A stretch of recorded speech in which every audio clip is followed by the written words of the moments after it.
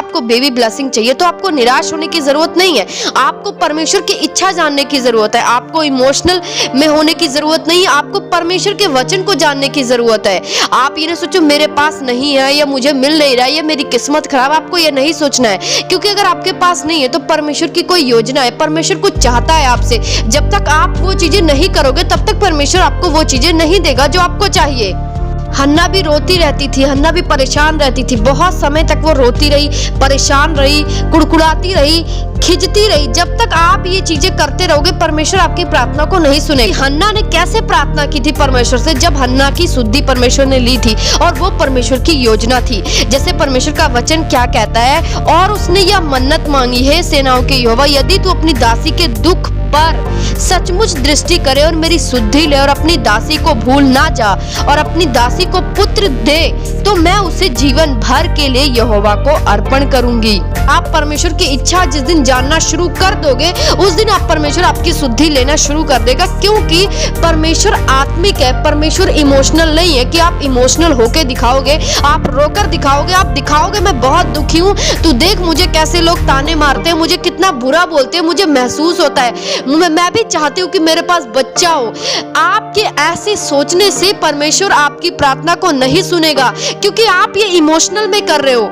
और जब आप आत्मिक रीति से सोचोगे, क्योंकि परमेश्वर का वचन आत्मिक है, जब आप आत्मिक तरह से सोचोगे तो परमेश्वर आपकी शुद्धि लेगा, क्योंकि परमेश्वर इमोशनल नहीं है। इसीलिए आपको इन चीजों को साइड रख के, अपने दुख मुसीबत को साइड रख कर आपको परमेश्वर की इच्छा जानने की जरूरत है। जब आप परमेश्वर की इच्छा को जानोगे, जो आप परमेश्वर से मांगोगे, फिर परमेश्वर का वचन कहता है वो आपको देगा। हो सकता है परमेश्वर आपको कुछ चाहता है कि वो आपसे कोई काम लेना चाहता है, परमेश्वर की कोई योजना है आपकी जिंदगी में, अगर वो आप वो नहीं कर रहे हो, इसीलिए परमेश्वर आपकी प्रार्थना को नहीं सुन रहा है, वो आपकी लाइफ में डिले कर रहा है। और जब आप डिसीजन लेते हो कि मैं वो करूंगी जो परमेश्वर चाहता है, उसी दिन परमेश्वर आपकी प्रार्थनाओं का उत्तर सुनता है। जब हन्ना ने दुखी होकर प्रार्थना किया तो परमेश्वर ने उसकी शुद्धि ली। जब परमेश्वर की योजना उसकी जिंदगी में पूरा हुआ, परमेश्वर की मर्जी जब उसने जाना कि परमेश्वर की इच्छा ये है और उसने उसी हिसाब से प्रार्थना किया, तो परमेश्वर ने उसकी शुद्धि ली। आपकी जिंदगी में भी परमेश्वर की कोई योजना हो सकती है, जरूरी नहीं कि सेम योजना हो सकती है, पर कोई योजना हो सकती है। परमेश्वर कुछ तो चाहता होगा कि आप ऐसा करो, तो उसके बाद परमेश्वर आपको वो दे जो आप चाहते हो। तो आपको इसको जानने के लिए प्रार्थना में बैठना पड़ेगा और परमेश्वर से कहना पड़ेगा कि परमेश्वर मेरे दुख मुसीबत मैटर नहीं करते, मुझे लोग इतना कुछ बोलते हैं मैटर नहीं करता, मैटर ये है कि परमेश्वर तू क्या चाहता है, जो तू चाहेगा वो मैं करूंगी। जब आप ऐसे प्रार्थना करते हो, परमेश्वर की मर्जी के अनुसार प्रार्थना करते हो, तो परमेश्वर आपकी सुनता है और आपको बेबी ब्लेसिंग देता है। इसीलिए अगर आपके पास बेबी नहीं, आप बहुत साल से इंतजार कर रहे हो, तो आपको परमेश्वर की इच्छा जाननी है, ना कि परमेश्वर के सामने हर वक्त दुखी होकर जाना है कि परमेश्वर तूने मेरी अब तक नहीं सुनी, तू देख रहा है मैं कितनी उदास हूँ, तू देख रहा है मुझे कितने ताने पड़ते हैं, तू देख रहा है मुझे कितना लोग सताते हैं, कितना मुझे बार बार ताने देते हैं, मुझे बार बार पेन फील कराते हैं। जब तक आप ऐसी प्रार्थना परमेश्वर के सामने लेकर जाओगे तब तक परमेश्वर आपकी शुद्धि नहीं लेगा, क्योंकि परमेश्वर की कोई योजना है आपके लिए। जब आप उस योजना में सीरियस हो जाओगे तब परमेश्वर आपकी शुद्धि लेगा, क्योंकि परमेश्वर कभी भी आपके रोने से काम नहीं करता, परमेश्वर अपने वचन के जरिए काम करता है। जब आप वचनों को सीरियस लोगे और परमेश्वर की इच्छा को जानोगे, अपने मुसीबत अपने तकलीफों को साइड में रखकर परमेश्वर की योजना को, परमेश्वर के विचारों को इंपॉर्टेंस देगो, उसके बाद परमेश्वर आपकी जिंदगी में काम करेगा और आपको वो बेबी ब्लेसिंग देगा जो आपको चाहिए। इसीलिए अगर आपके पास बेबी नहीं है तो आपको निराश होने की जरूरत नहीं है। आपको इस पेन से, इस मुसीबत से थोड़ा साइड हटके सिर्फ परमेश्वर के बारे में सोचना है कि परमेश्वर की योजना क्या है, वो क्या चाहता है मेरी लाइफ में। कुछ तो उसने योजना बनाई होगी मेरे लिए, जो कुछ काम उसने रखा होगा मेरे लिए, यदि ये मैं काम करूंगी तो परमेश्वर मुझे वो चीज देगा जो मैं चाहता हूँ। जब आप परमेश्वर की इच्छा को पूरी करते हो तो परमेश्वर भी आपको बेस्ट चीज देता है जो आपको चाहिए। अगर आपको बेबी चाहिए, वो आपका बेस्ट चीज है। अगर आप परमेश्वर की योजना को पूरा कर रहे हो, परमेश्वर की मर्जी को जान रहे हो, परमेश्वर की मर्जी को इंपॉर्टेंस दे रहे हो, मुसीबतों के बाद भी, दुखों के बाद भी, तो परमेश्वर भी अपने वचन को पूरा करता है। परमेश्वर भी आपको वो चीज देता है जो आपको ज्यादा इंपॉर्टेंट है, जो आपको चाहिए। इसीलिए रोने से काम नहीं चलता। परमेश्वर में अगर आप आ गए हो तो सीरियस होकर प्रार्थना करो, परमेश्वर की मर्जी के तहत प्रार्थना करो, परमेश्वर की इच्छा को जानकर प्रार्थना करो। क्योंकि अगर आप ऐसे रोते रहोगे, दुख में रहोगे, मुसीबत में रहोगे, बार बार कंप्लेन करोगे, बार बार अगर परमेश्वर के सामने ऐसे गिल्ट फील करोगे तो परमेश्वर आपकी सुधि नहीं लेगा, क्योंकि परमेश्वर चाहता है इन मुसीबतों से अपने आप को साइड कर कर मेरे बारे में सोच। मैंने कोई योजना तेरी जिंदगी में बनाई है, जब तू उसको करेगी तो मैं वो भी करूंगा जो तुझे चाहिए।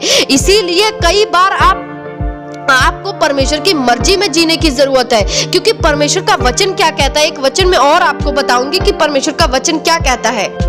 हे बांस तू जो पुत्रहीन है, जय जयकार कर, तू जिसे प्रसव पीड़ा नहीं हुए, गला खोल कर जय जयकार कर और पुकार, क्योंकि त्यागी हुई के लड़के सुहागिन के लड़कों से अधिक होंगे। यहोवा का यही वचन है। देखो परमेश्वर का वचन क्या कहता है। हे बांस जिसके पास बच्चा नहीं है, परमेश्वर ने कहा है तू अगर परमेश्वर को पुकारेगी, परमेश्वर का जय जयकार करेगी, परमेश्वर का धन्यवाद करेगी, परमेश्वर को गला खोल कर पुकारेगी, परमेश्वर की योजना सहित चलेगी, परमेश्वर की मर्जी को जिएगी, तू मुसीबतों में भी उन चीजों के बारे में नहीं सोचेगी, परमेश्वर की इच्छा के बारे में सोचेगी, तो परमेश्वर का वचन कहता है कि जो सुहागिन है, जिनके पास बालक है, उनसे भी ज्यादा उसके बालक होंगे जिसके बच्चे नहीं हुए। परमेश्वर का वचन वायदा करता है। अगर आप इस वचन को लेकर प्रार्थना करते हो कि परमेश्वर तेरे वचन में लिखा है कि तू मुझे सुहागिन से ज्यादा बालक देगा, मुझे ज्यादा पुत्र देगा, तेरे वचन में लिखा है कि तू जय जयकार कर और मुझे पुकार, मैं तेरा जय जयकार करूंगी, मैं तुझे पुकारूंगी, और वचन को आप क्लेम करोगे परमेश्वर के आगे कि परमेश्वर तेरे वचन में लिखा है, तूने प्रतिज्ञा की है कि तू मुझे औलाद देगा, तू मुझे बेबी ब्लेसिंग देगा। जब आप इस वचन को क्लेम करते हो तो परमेश्वर का आत्मा आपको ब्लेस करता ही है। आपको बेबी ब्लेसिंग आने से लिए कोई भी नहीं रोक सकता। परमेश्वर आपको जरूर ब्लेस करता है, क्योंकि वचन से की गई प्रार्थना कभी भी ऐसा नहीं है कि आपको कभी रिजल्ट ना आए।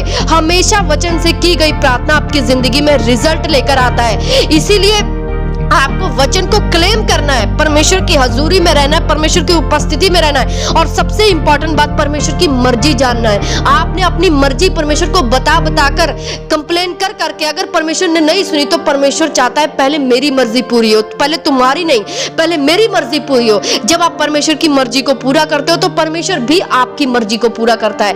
इसीलिए जिसके पास औलाद नहीं है, जिसको बेबी ब्लेसिंग चाहिए, वो परमेश्वर के इस वचन के द्वारा प्रार्थना करे और इस वचन पर क्लेम कर, और जो परमेश्वर की योजना है उसके बारे में सोचो, ना कि अपने दुखों और अपने मुसीबतों के बारे में कि मैं कैसी अभागी हूं। अपने आप को मत ऐसा सोचो, आप सिर्फ वो सोचो जो परमेश्वर का वचन कहता है। जब आप ऐसा करते हो तो परमेश्वर का वचन आपको जरूर ब्लेस करता है, आपको और भी और अद्भुत आशीषें देता है। जैसे हन्ना को परमेश्वर ने एक नहीं कितने बालक